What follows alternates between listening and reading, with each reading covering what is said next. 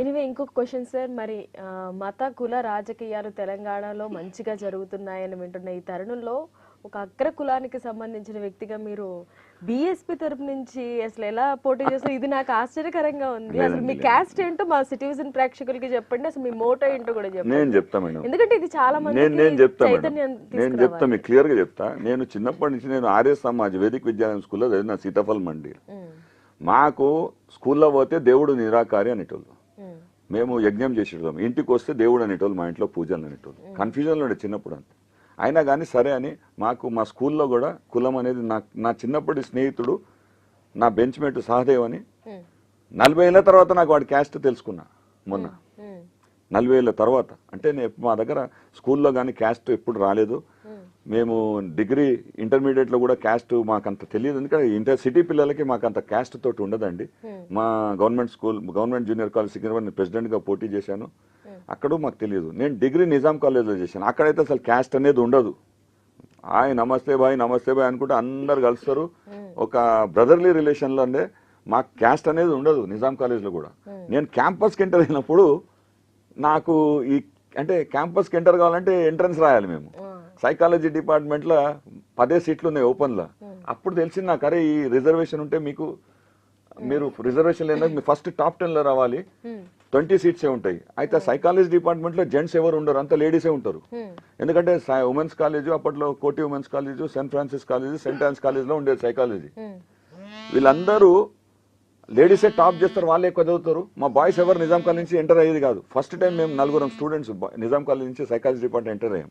అక్కడ మాకు ఈ క్యాస్ట్ అనేది తెలిసింది. కానీ అక్కడ కూడా మా సైకాలజీ డిపార్ట్మెంట్ అంతా సిటీ వాళ్ళు కాబట్టి అక్కడ కూడా నాకు అంత మా డిపార్ట్మెంట్లో కాలేదు. కానీ అక్కడ యూనివర్సిటీలో రాజకీయం నేను తెలుసుకొని ఇట్లా కొద్దిగా క్యాస్ట్ అనేవి ప్రామినెంట్గా ప్లే చేస్తాయి కొన్ని ప్లేసెస్లో అని అక్కడ తెలుసుకున్నాను.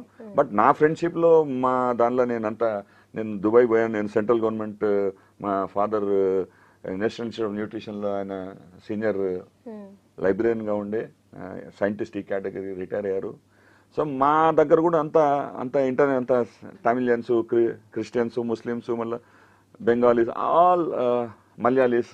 నా చిన్నప్పుడు అంతా అది ఉండే. కాబట్టి నాకు ఈ క్యాస్ట్ తోటి మాది లేదండి, మాది ఫ్రెండ్షిప్ తోటి ఉంటుంది ఎక్కువ. సో నాకంత లేదు. కానీ ఇక్కడికి వచ్చేసరికి రాజకీయంలో నేను అనుభవించిన జీవితము కులరహితము అటువంటిది నేను ఈలోకి తెచ్చి కూడా ఏదంటే బాబాసాహెబ్ అంబేద్కర్, చాలా మంది కన్ఫ్యూజన్లో ఉన్నారు. బాబాసాహెబ్ అంబేద్కర్ గారు ఎనిహిలేషన్ ఆఫ్ క్యాస్ట్ సిస్టమ్ అని రాశారు. క్యాస్ట్ సిస్టమ్ని పర్పెచ్యుయేట్ చేయమని లేదు.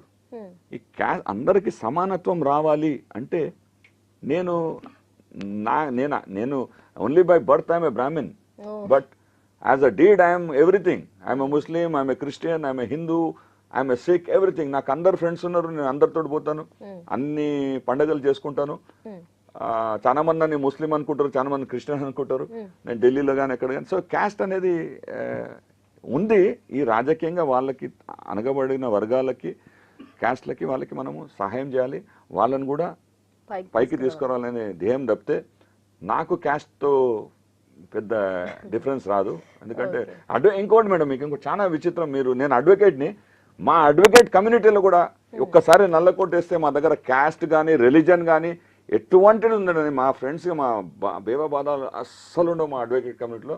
మీరు హైకోర్టుకి రండి, సిటీ సివిల్ కోర్టుకి రండి, అందరూ ఒకటే, నల్లకోట వేస్తే అందరు. అయితే ఈ ఈక్వాలిటీ అనేది మా ప్రొఫెషన్లో ఉంది, నా స్టూడెంట్ డేస్ నుంచి ఉంది. కాబట్టి నేను అందరినీ సమానంగానే చూస్తాను. నేను అందరిలాగానే, అందరి వాడిని, మీ వాడిని, ప్రజల వాడిని.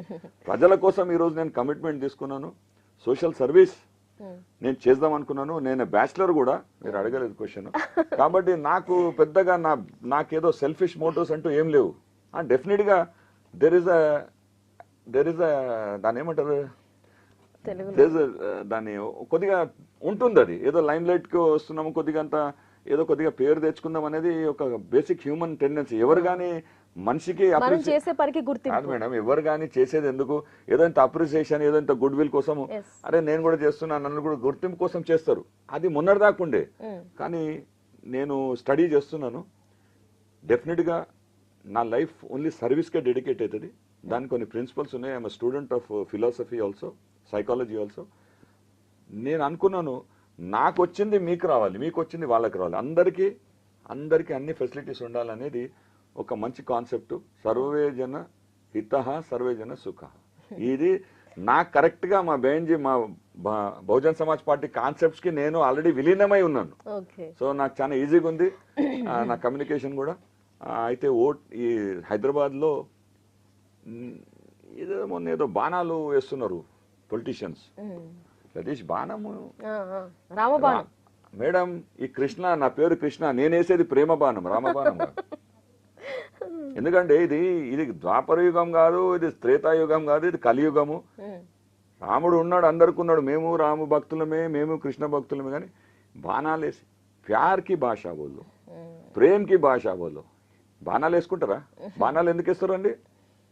ఎందుకు వేస్తారు? ఎదుటి వాడిని హర్ట్ చేయడానికి. నేనేస్తా ప్రేమ బాణం, పూల బాణం, తీసుకోండి. అలా ఉండాలి. సో సరే, ఏదో కొన్ని చిన్న చిన్న పాలిటిక్స్ లో నేమ్ కి ఫేమ్ కి ఏమైనా చేయొచ్చు. ఇంకా నేనైతే ఇంకా డాన్స్ జనాలు కూడా ఆ కైండ్ ఆఫ్ ప్రచారాన్ని ఎక్కువ ఇష్టపడుతున్నారు. దానికి తగ్గట్టు నాయకులు కూడా అలాంటి ట్రెండ్ నే సెట్ లేదండి. అది నేను చెప్తున్నా కదా, నేనే కాదు, ఏ పార్టీ అయినా కానీ, ఏ పార్టీ నాయకుడు కానీ, ప్రేమ, లవ్, గివ్ లవ్, అందరూ హ్యాపీగా ఉండాలి, అందరూ సంతోషంగా ఉండాలని మనం చేయాల్సిందేంటి మేడం? మనం మాట్లాడాల్సింది, యాక్చువల్గా మనం మాట్లాడాల్సింది హైదరాబాద్లో ఏంటండి? Water facilities, road facilities. ఇది మాట్లాడతలేరు. ఆ రాముడు టెంపుల్ అంటున్నారు, మస్జిద్ అంటున్నారు. What is it? హైదరాబాద్లో కావాల్సింది ఏంటి ఈరోజు?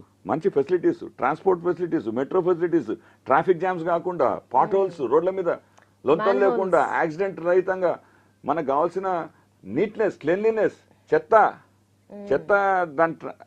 దాని యొక్క ఫెసిలిటీస్, ఎలక్ట్రిసిటీ, వాటర్, డ్రైనేజ్,